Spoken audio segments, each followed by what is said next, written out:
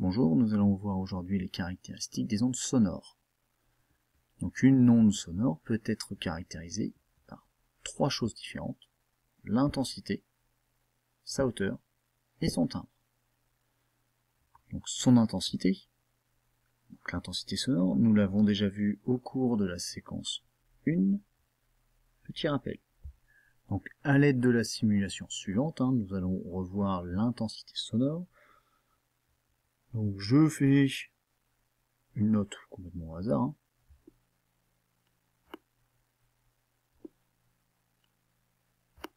À l'aide de l'oscilloscope, je peux visualiser l'onde sonore. Donc l'onde sonore est captée et envoyée sur l'oscilloscope. L'intensité sonore, simplement, je modifie le volume et je vois que l'amplitude augmente. L'intensité de ma note est plus grande. Pour vous remémorer, retournez voir la séquence 1 si vous avez des difficultés sur l'intensité sonore. Il faut vous rappeler aussi que cette intensité sonore est liée au niveau d'intensité sonore. Deuxième grandeur caractéristique d'un son, la hauteur. Donc, comment caractériser un son? Toujours à l'aide de la simulation précédente, la hauteur va être caractérisée en fait par le caractère grave ou le caractère aigu d'une note.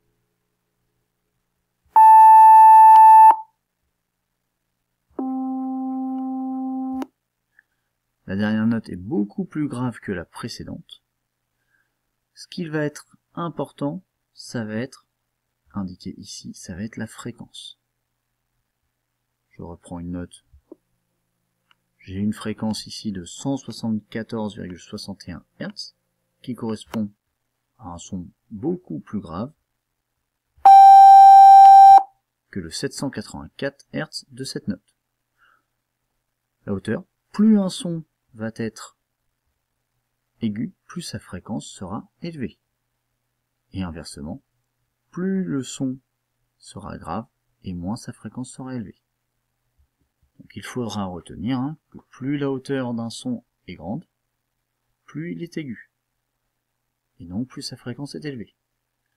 Et inversement, plus la fréquence est faible, plus ce son sera grave. Troisième caractéristique pour un son, le timbre d'un son. Donc, pour comprendre cette notion qui est un petit peu plus complexe, on va prendre un logiciel Audacity. Donc à l'aide de ce logiciel de simulation, on va générer un son. Ici, donc, je vais choisir une forme donc carré, une fréquence de 440 Hz et une amplitude de 0,8. J'écoute ce son. De la même façon, je vais générer un deuxième son qui ne sera plus maintenant un signal carré, mais un signal sinusoïdal de fréquence 440 Hz et avec la même amplitude. C'est-à-dire que je choisis une intensité sonore identique à mon premier son et une fréquence identique. J'écoute ce deuxième son.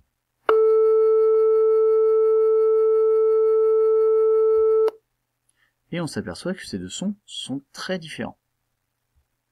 Réécoutons ces deux sons pour être bien sûr de la différence de ceux-ci. Donc le premier son. Et le deuxième.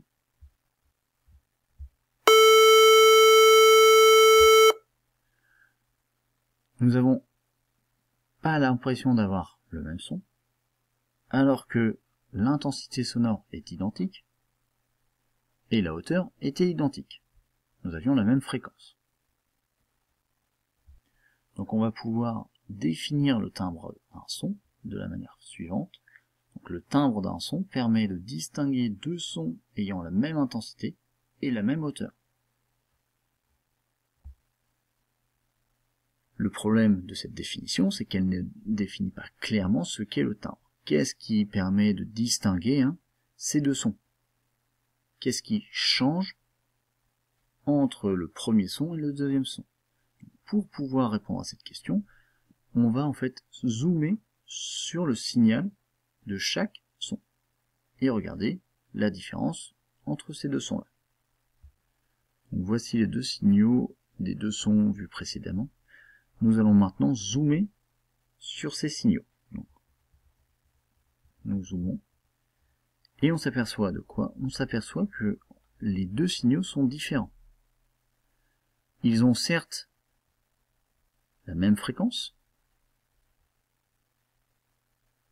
la même intensité sonore, 0,8 dans les deux cas, mais la forme du signal est différente.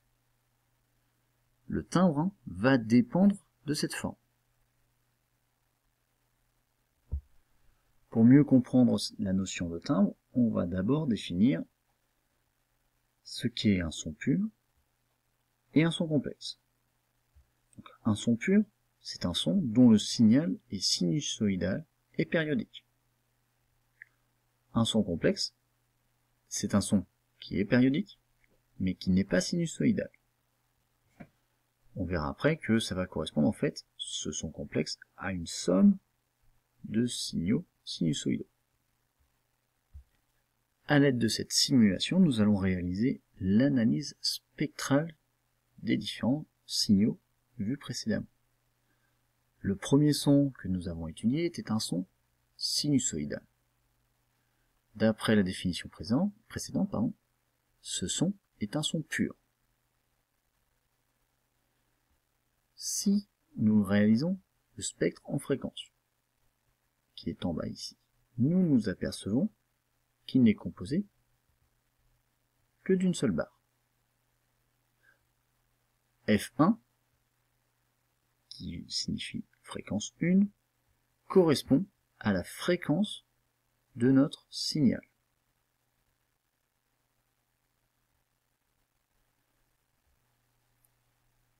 Contrairement à ce son, le signal carré n'est pas un son pur, il n'est pas sinusoïdal. On va alors décomposer ce signal. On va le décomposer en plusieurs signaux sinusoïdaux et périodiques. Nous reprenons notre signal carré et en fait on va le décomposer ici en plusieurs signaux. Vous allez avoir le signal rouge qui va correspondre en fait à l'enveloppe. C'est-à-dire en fait que ce signal va donner la fréquence du signal global. Si vous regardez, la fréquence, donc ici la période, on peut déterminer la fréquence à l'aide de la période, est identique au signal rouge et au signal carré. Donc nous avons la même période, donc nous avons la même fréquence. Cette fréquence va être dite fondamentale. On la retrouve sur le spectre, c'est le premier bâton du spectre du son. Pour obtenir la forme carrée, on va additionner d'autres signaux plus petits. Donc ici 3 autres signaux qui vont correspondre à ce qu'on va appeler les harmoniques. Ce qu'il faut bien comprendre, c'est que ceci est une décomposition. C'est-à-dire que si on veut reformer le son, le signal original, il suffit d'additionner à chaque instant la somme des différents signaux du bas.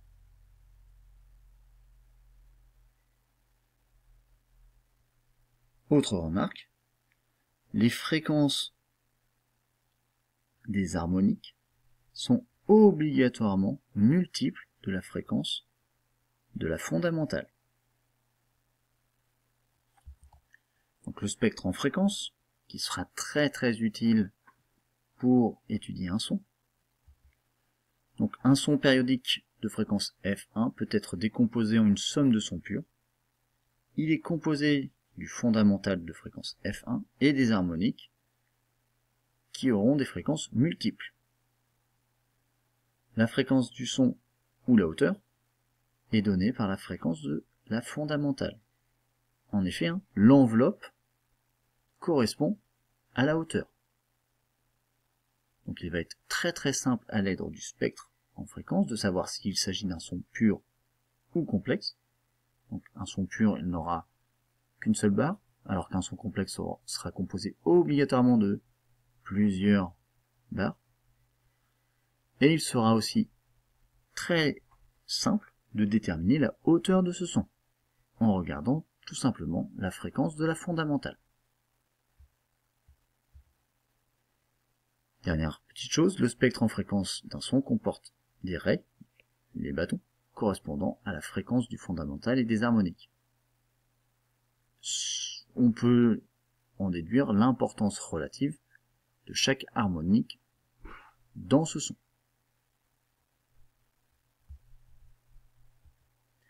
Petit exemple, vous avez ici un signal périodique non sinusoïdal. Nous réalisons le spectre en fréquence. Ce son est composé de 3 pics.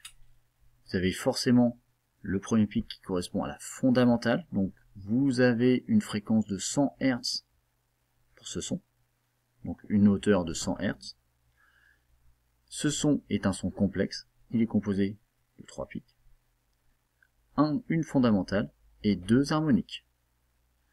On remarque que les 2 harmoniques sont bien des multiples de la fondamentale.